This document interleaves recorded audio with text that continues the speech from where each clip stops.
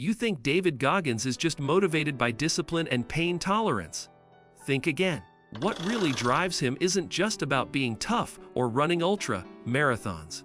It's something deeper, something darker. Behind the viral sound bites and savage workouts is a man driven by something most people avoid: his own demons. This video unpacks the real reason Goggins pushes harder than anyone alive. It's not for fame, not for ego. It's something you probably wouldn't expect. Stick around. By the end, you won't just understand Goggins, you might understand yourself better too. His childhood was a war zone, and he never left it. David Goggins didn't grow up chasing greatness. He grew up surviving hell: an abusive father, constant fear, poverty, racism, learning disabilities. Trauma wasn't part of his story, it was the story. Most people run from their childhood pain. Goggins, he turned it into fuel. Every day, every rep, every mile is a way to silence the ghosts that still chase him. He never left that battlefield, he just moved it inside his head. That's the root of his drive. He's not chasing success. He's fighting to never go back to the weak, terrified kid he used to be. He uses suffering as a spiritual weapon. Most people avoid suffering at all costs. Goggins seeks it out like a religion. For him, suffering isn't punishment, it's purification. Every moment of pain is a test. Every challenge is a ritual. He doesn't just tolerate suffering. He needs it to feel alive, to feel in control. That's what makes him different. When his mind screams to stop, he goes harder. Not to prove he's tough, but to become free. To him, pain is the way out of weakness. It's how he rewires trauma into purpose. That's not motivation. That's transformation through fire. He's haunted by who he used to be. There's a quote Goggins repeats often: "I'm not that motherfucker anymore." That's not for the cameras, it's a war cry. He remembers the 300-pound version of himself who sprayed for cockroaches, lied to escape accountability, and quit on everything. That man disgusts him. He doesn't just want to improve, he wants to bury that old identity. Every day he trains, suffers, and pushes as if the past version of himself is trying to pull him back. That fear, that's what lights the fire. He's not driven by who he wants to become. He's driven by who he refuses to be again. He doesn't chase motivation. He builds caluses on his mind. Goggins doesn't believe in waiting to feel like it. Motivation is a luxury. What he relies on is mental conditioning, calusing the mind through brutal repetition and discomfort. Like caluses on your hands, he believes your mind toughens when you push it past the point of pain. This philosophy doesn't come from a motivational poster. It comes from years of dragging himself through physical and emotional hell. He treats suffering as reps. Every time he says no to comfort, he builds another layer. That's what allows him to keep going when everyone else breaks. He's not chasing hype. He's forged in habit. He sees weakness as a threat, not a flaw. Where most people feel compassion for their own weakness, Goggins sees it as a threat to everything he's built. He treats mental weakness like an enemy trying to take his soul. That's why he's ruthless with himself and with excuses. Every excuse is a slippery slope back to the old him. So instead of rationalizing, he attacks. He embraces discomfort, mocks laziness, and seeks out hard things on purpose.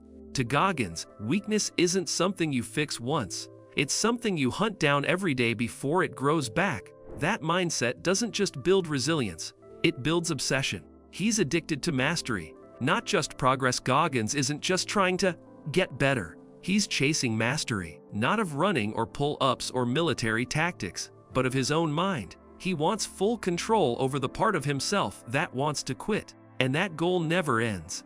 That's why he keeps pushing, even after breaking records and writing bestsellers. He doesn't care about trophies. He's addicted to total self-domination. Most people stop when they're better than average. Goggins stops when he's conquered the inner voice that says, "You've done enough." That's not normal ambition. That's a lifelong war with his own limitations. He doesn't care if you like him. He cares if he respects himself. Goggins doesn't train for applause. He doesn't post for praise. His metric for success is brutal self-respect. If he finishes the day knowing he didn't give his all, it eats at him. He holds himself to a standard so high that most people would call it toxic. But that's the code he lives by. External validation means nothing if he feels like he took the easy way out. That's why he keeps going when no one's watching. His obsession isn't with being admired, it's with becoming someone he can't criticize. That's the standard, that's the pressure, and that's the drive. He trains for life, not for likes. In an era of influencer workouts and aesthetic fitness, Goggins is built different. He doesn't care about six-packs or social media metrics. He trains because life is war. In his eyes, comfort is a lie the world tries to sell you, and he refuses to buy in. Every workout is a drill for the moment life punches you in the face. He wants to know that no matter what happens, loss, pain, failure, he's built to endure. That's why he doesn't stop at 100 push-ups. He goes until he can't move. Because when life hits, he'll be ready. And most people won't. His mind lives in a mirror, not on a screen. Goggins talks about the accountability mirror, a tool that changed his life. Every day, he looked in that mirror and called out every lie, every excuse, every shortcoming. No filters, no affirmations, just raw truth. That's where his self-respect started. Not from inspiration, but from confrontation. While most people escape into screens and distractions, Goggins forces himself to sit with the real version of who he is. That brutal honesty builds something stronger than confidence. It builds identity. He doesn't hide from himself. He stares himself down. And that habit, that's where the drive gets fed, day after day. Pain gave him the one thing no one could control. David Goggins grew up feeling powerless. He couldn't stop the beatings. He couldn't change the fear. But pain gave him back control. When he chooses the suffering, when he owns it, it becomes his power. That's why he runs ultra marathons and trains until he breaks. It's not masochism, it's redemption. Every self-inflicted challenge is a reminder that he's no longer the victim. He owns the pain now. And in that twisted dynamic, he finds peace. He reclaims everything the world tried to steal from him through sweat, struggle, and grit. That's the real reason he doesn't quit. He wants to die empty. Goggins isn't chasing comfort in old age. He says it outright. He wants to de-empty. That means leaving nothing behind. No potential, no regret, no what-ifs. He wants to leave the world knowing he used everything he was given. Every day he pushes is a rejection of average. Every morning workout is a middle finger to comfort. And that mindset creates urgency. It's not about living forever.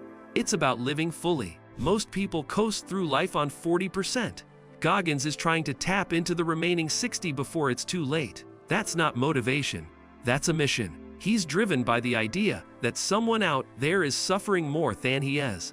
And still going. This is Goggins' wildest mental trick. When he's in pain, he doesn't think about himself. He imagines someone, somewhere, going through worse, and still refusing to quit. That mental image fuels him. It humbles him.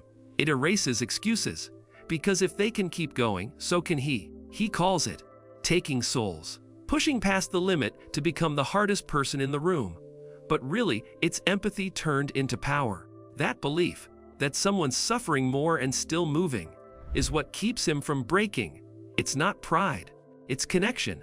It's purpose. And that's the real secret behind David Goggins. David Goggins isn't driven by motivation. He's driven by trauma, obsession, and the relentless need to rewrite his story. What pushes him isn't outside, it's deep within. He's not just running miles. He's running from the version of himself he refuses to become again.